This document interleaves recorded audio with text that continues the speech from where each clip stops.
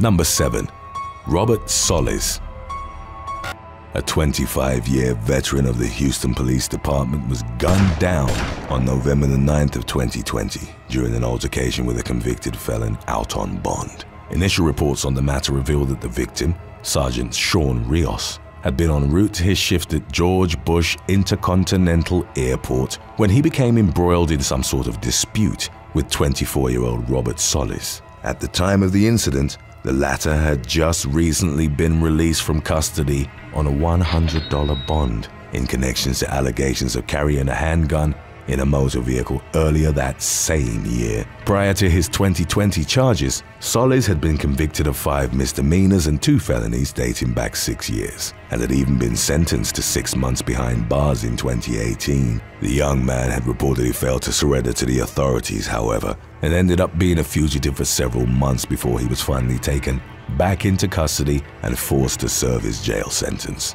Despite his documented history of fleeing from justice, Solis had been allowed to walk free pending his latest criminal case's legal proceedings. He took advantage of his fortuitous freedom and committed yet another crime, this time of a deadly nature, when he exchanged gunfire with the off-duty law enforcement officer on the night of November the 9th. Sergeant Rios was killed and Solis, an admitted gang member, was arrested on murder charges. The specific circumstances that led to Rios and Solis' fatal encounter weren't immediately revealed to the public. The murder trial was postponed in August of 2022 after a juror tested positive for COVID-19. However, the case's court proceedings were scheduled to resume on the 22nd of the month. Number 6. Leanne Bauman. A real estate agent based near Missouri's Lake of the Ozarks was arrested in 2021 after it emerged that she'd been plotting to have her mother-in-law killed. According to a probable cause affidavit, Leanne Bauman contacted a friend of hers about taking out her husband's mother, whom she believed to have been straining her relationship with one of her children. The prospective hitman brought Bauman's murder-for-hire plot to law enforcement and ended up agreeing to serve as a key witness in the state's subsequent prosecution of the realtor on charges of conspiracy to commit a felony. Following her initial arrest, Bauman was allowed out on bond, pending the commencement of her trial. However, in September of 2021, she violated her release agreement by testing positive for THC. Before that, she'd committed yet another bond violation by contacting her daughter, which blatantly flouted an active protection order that had been set in place. Then in May of 2022, Bauman's third bond violation came to light. Witnesses reported seeing her drinking at a bar in Colombia in direct violation of the terms of her bond agreement, which prohibited her from consuming alcohol or drugs of any kind. Shortly thereafter, Colombia police visited Bauman at her hotel room, whereupon it was determined that she had both alcohol and THC in her system. Bauman's latest slip-up reportedly landed her in the Valley Hope rehab program. It was detailed how she'd remain in custody until her murder conspiracy case went to trial in early 2023. Number 5. Alexandria Nicole Davis.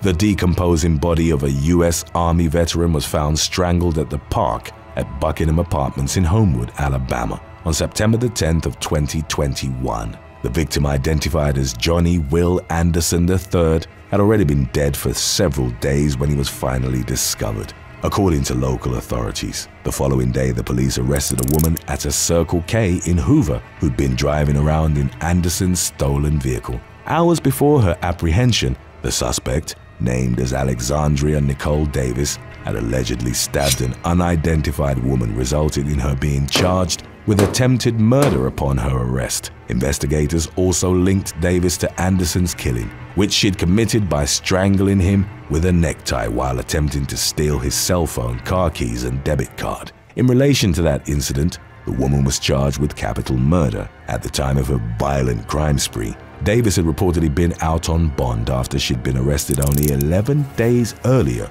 on charges of possession of drug paraphernalia and possession of a controlled substance. In February of 2022, the Birmingham Real-Time News reported that Davis had been indicted of her murder charge by a Jefferson County grand jury. But as of that update, a trial date hadn't yet been scheduled. Number 4. John Junkyard Pierre Jandrew. On December the 17th of 2021, a shooting in Rockwell, North Carolina, left 32-year-old Juan Marcelino Gomez in critical condition. The man had reportedly been involved in some sort of dispute with an acquaintance, identified as John Pierre Jandrew, who went by the nickname Junkyard. As tensions between the two parties escalated, Jandrew fired a shotgun in Gomez's direction, and the latter was subsequently brought to Wake Forest Baptist Medical Center with life-threatening injuries. Later that month, Jandrew was taken into custody along with 3 of his alleged accomplices and faced charges of assault with a deadly weapon with intent to kill, inflicting serious injury. The suspect possessed an extensive track record that included other violent crimes, but was nevertheless released on bond sometime after his initial detainment. Then in September of 2022, the Rowan County Sheriff's Office identified Jandrew as the perpetrator of a different shooting in Salisbury back in October of the previous year. That particular incident had resulted in the death of a man named Timothy James Long. Jandrew was thus taken back into custody on murder charges while out on bond for shooting Gomez. Number 3. Dylan Bangert and Jesse Robert Schwartz. The police in Madison, Wisconsin arrested a pair of suspects on May the 31st of 2019. The same day they'd both been released on a signature bond. According to the Dane County Sheriff's Office, Dylan Bangert and Jesse Robert Schwartz had been arrested 2 days earlier after it emerged that they'd been selling marijuana out of a storefront located at the Lion of Judah House of Rastafari Church, which they'd founded together. Following the drug bust, the men were charged with delivery of marijuana and maintaining a drug dwelling, but protested their detainment, stating that the psychoactive substance is a sacrament in the Rastafari Church and that they were simply here to spread love. Moments after being released on bond, Bangert had told a local news outlet, "We are just living in the way God has commanded us to live, so the laws of man are a little bit different than the laws of God." Bangert and Schwartz allegedly resumed their illicit activities after their release. Upon their second arrest, they faced additional charges of disorderly conduct and felony bail jumping. The latest updates on the matter indicated that Bangert's criminal trial had been scheduled to begin in October of 2022.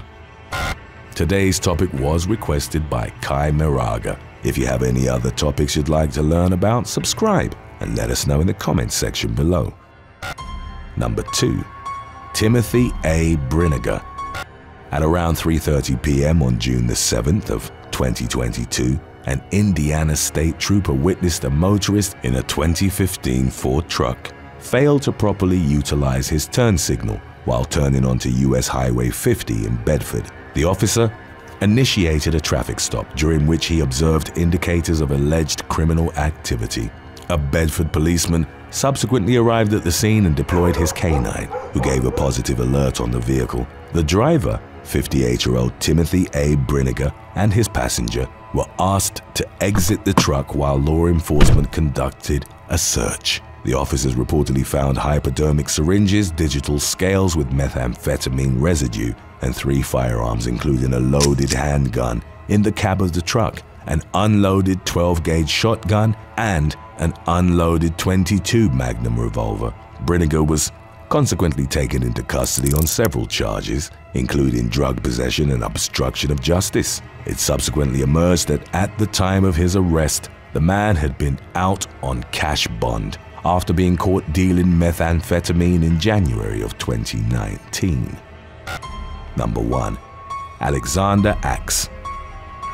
Florida man Alexander Axe traveled to Orlando in January of 2022 in order to locate an ex-girlfriend who'd pressed charges against him in Hillsborough County. Back in the summer of 2021, 32-year-old Axe had been accused of domestic assault and theft of a firearm after allegedly attacking his former partner and stealing her handgun. The charge was eventually reduced to simple battery, at which point Axe was released on bond pending the start of his trial. That's when he moved more than 100 miles south to Orlando, where he reportedly met an unidentified individual who agreed to let him stay at their home.